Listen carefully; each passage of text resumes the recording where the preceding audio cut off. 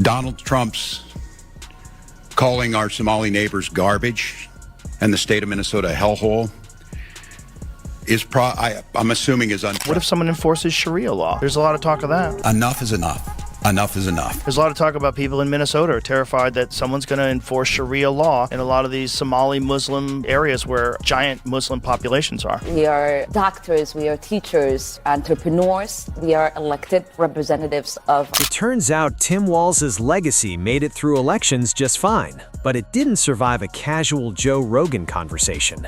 One discussion, no aggression, and suddenly people were asking questions no one had planned for. What actually set Rogan off? Why did it escalate so quietly? And how did a relaxed chat turn into something that felt like a full legacy check? That's what makes this clip so uncomfortable and funny at the same time. It's a reminder that sometimes a microphone, used calmly, can be far more dangerous than any staged debate. You have Tim Walz doing the exact same thing. Right.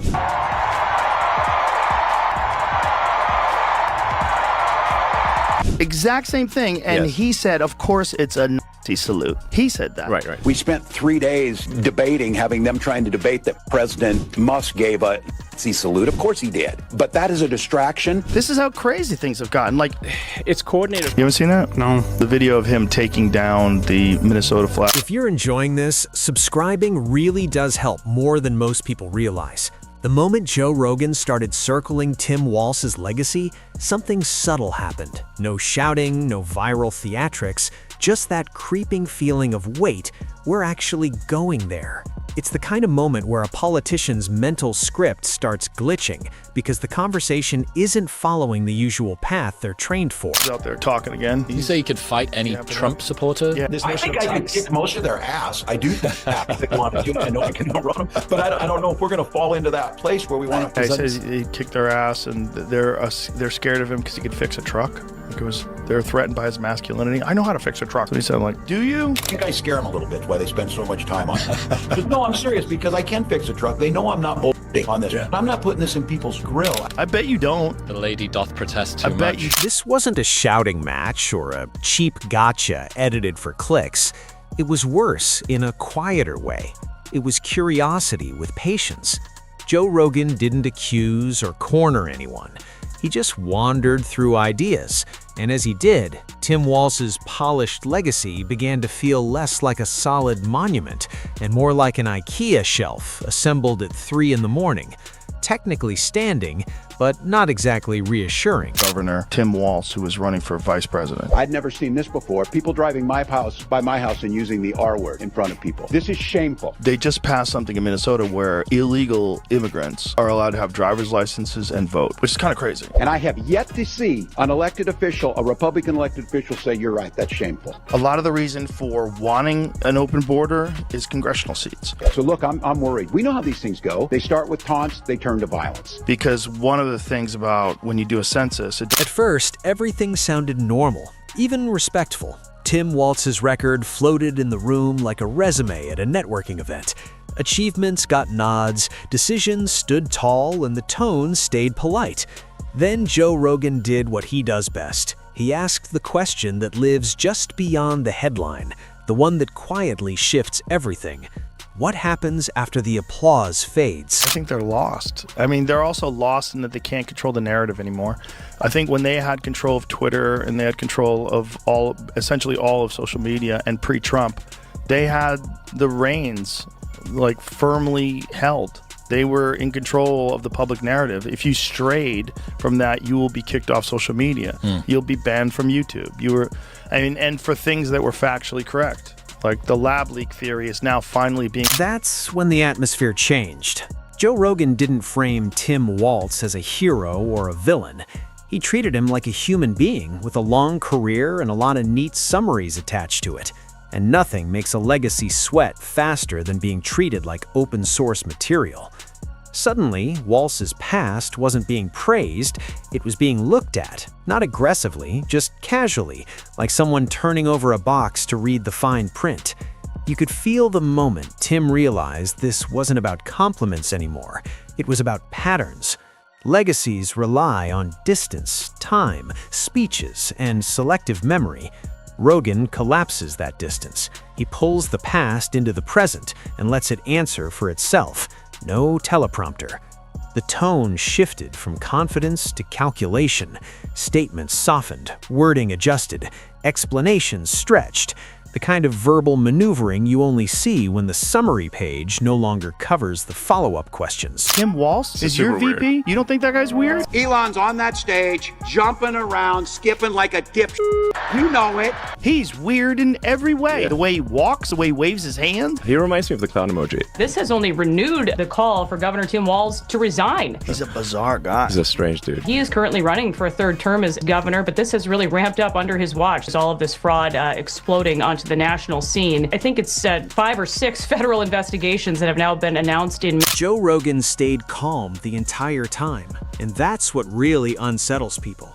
No raised voice, no dramatic pauses, just steady curiosity and an unwillingness to skip uncomfortable details, like tapping glass gently until you hear where it's weak.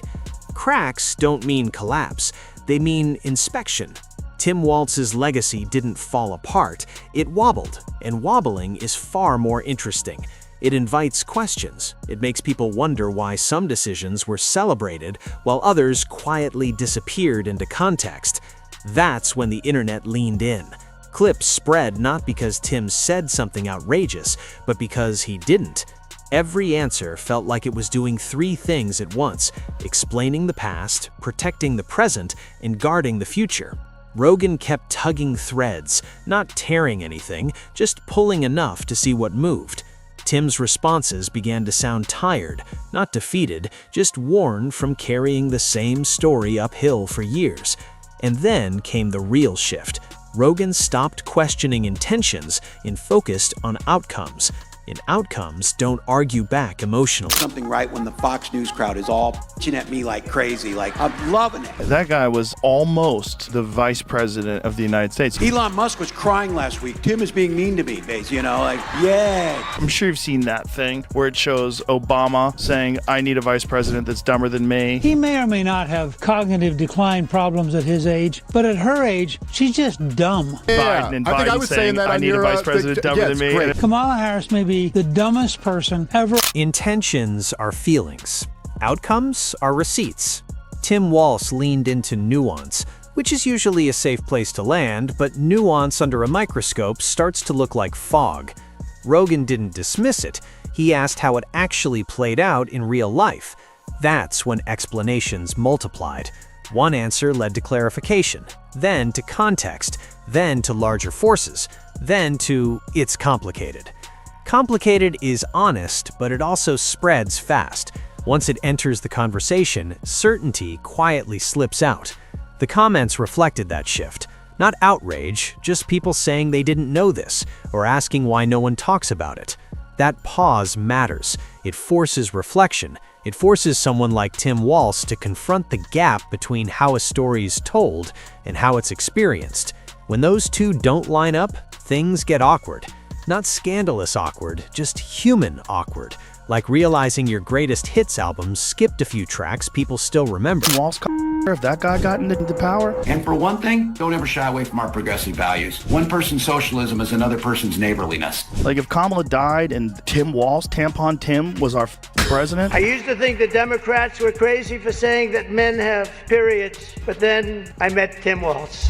You know how crazy this country would be? These guys come up with the weirdest damn ideas that you will ever imagine. You know it's true. That weirdo who puts tampons in the boys' room. What about Joe Rogan never positioned himself as the authority, and that's the trick. He stayed curious, which meant Tim Walz had to explain himself. Explaining your own legacy in real time is like narrating a movie while it's still playing. You're never sure which scene people are focused on. As the conversation went on, Tim's tone shifted from declarative to reflective. Less, this is what happened, and more, this is how it looked at the time. Fair enough, but fairness doesn't end questions, it creates more. Rogan didn't pile on, he let silence do the work. And silence is loud when expectations are high. By the end, nothing was resolved. No winner, no knockout moment. Just a legacy turned slightly, revealing angles people hadn't really considered. Tim Walz wasn't exposed, he was contextualized, and context strips away simplicity. Rogan didn't kick the door in, he opened a window. Was when they decided that J.D. Vance was weird. Yeah. Remember that one? He calls me weird, but then he lies about how his kids were conceived. Who does that? That's just the weirdest thing I've ever seen. And then there's weirds everywhere. Weird. Oh, you don't want a weird guy. Meanwhile, you have fucking Tim Walz. Is your VP? You don't think that guy's weird? Super weird. Because Minnesota, I mean, they picked this guy. He is weird. Right? I'm not weird. He's weird. He's weird in every way. Yeah. The way Once fresh air gets in, people start noticing how stale the room was. Legacies are climate-controlled environments, curated and maintained by people who know exactly which angles look best. Joe Rogan doesn't worry about lighting. He flips the switch and lets the shadows sort themselves out. Tim Walz found himself in that uncomfortable space where past decisions stop being bullet points and start being conversations, not debates, real conversations, the kind that don't end when the show cuts to commercial. Rogan didn't ask him to defend every choice, he asked him to sit with them. Tim wasn't rattled in a dramatic way, no meltdown, no panic, just the calm that comes from realizing you're no longer steering the narrative alone. You're sharing control, and Rogan famously doesn't backseat drive. said that the First Amendment doesn't apply to misinformation or hate speech. Okay, well, it certainly does. I think we need to push back on this. There's no guarantee to free speech on misinformation or hate speech, and especially around our democracy. Sometimes people say things wrong, and the goal of the First Amendment is you say something wrong, and then this guy who's an expert says the right thing. I've stopped all government censorship and brought back free speech in America. It's back. Well, so much of it turns out to be true. How about masks don't work? You would get screamed at for Every time Tim Walz tried to frame his legacy broadly, Joe Rogan gently brought it back to specifics. Not as accusations, but as anchors. Anchors keep stories from floating too far above reality. That's when the audience leaned in. People are tired of floating narratives. They want gravity. They want to see how decisions ripple outward, not just upward. Rogan understands that instinctively. Tim understands it academically, and those are very different forms of understanding. As the conversation continued, Tim's legacy sounded less like a finished chapter and more like an ongoing footnote, not rewritten, just re-examined. Re-examination always feels personal, even when it isn't. Time is undefeated. What once sounded decisive can now sound evasive. tried to claim that his wife got pregnant through in vitro fertilization, and she said that's not true. So he lied about that. Some of you might have heard this. This is very personal for my wife and I. When Gwen and I decided to have children, we went through years of fertility treatments. And I remember each night praying that the call was going to come and it was going to be good news. The phone would ring, tenseness in my stomach, and then the agony when you heard the treatments hadn't worked. The First Lady of Minnesota, Gwen Walz, revealed that she underwent a different fertility treatment, not IVF, called intra. What felt pragmatic then can feel cold now. Rogan let that contrast breathe. He didn't rush judgment. He gave space for tension to form naturally. That tension didn't come from hostility. It came from honesty colliding with expectation. At some point, the conversation stopped being just about Tim Walz and started being about a system that rewards clean narratives and punishes reflection. Rogan never said it directly. He didn't need to. The implication hung there. Tim didn't retreat into slogans. He explained. But explanations have limits, especially when people are already questioning the framing. That's when the focus shifted from what Tim meant to how listeners were receiving it. Rogan thrives in that quiet. He doesn't fill it with conclusions. He fills it with space. And space is where people form their own opinions. That's the real threat to any legacy, not criticism, but autonomy. Complete pathological liar. Let's be honest. There are outsiders coming into communities, stealing and moving jobs away, and making life harder for people living there. And they have names, Donald Trump and J.D. Vance. Complete liar. Lied about being in Tiananmen Square, lied about being a head coach of a football team. Because this started, and I love this story, as a young prosecutor. Kamala Harris talked about going in that courtroom for the first time. Pathological liars, people that are habitual liars, they just lie all the time about everything. Oh, you didn't deploy for war. You did. By the end, Tim Walz's legacy wasn't being judged. It was being handled, passed from listener to listener as people added their own interpretations. Joe Rogan acted less like an interrogator and more like a courier, delivering questions and letting others decide what to do with them. The internet did what it always does. Short clips became long threads became essays. Tim's name started appearing next to words like reevaluation and reconsideration, not condemnation. That's the most uncomfortable word in politics because it never lets things settle. Rogan didn't declare himself the judge of Tim's legacy. He became a mirror. And mirrors don't attack, they reflect, sometimes at angles you don't expect. He didn't rescue Tim from the awkwardness. He let it exist. Somewhere in the middle of that conversation, defensiveness softened, language slowed, and the performance faded. What remained wasn't a clean conclusion, but complexity. And that's exactly why the moment stuck. Instead of a clear takeaway, people were left with a question.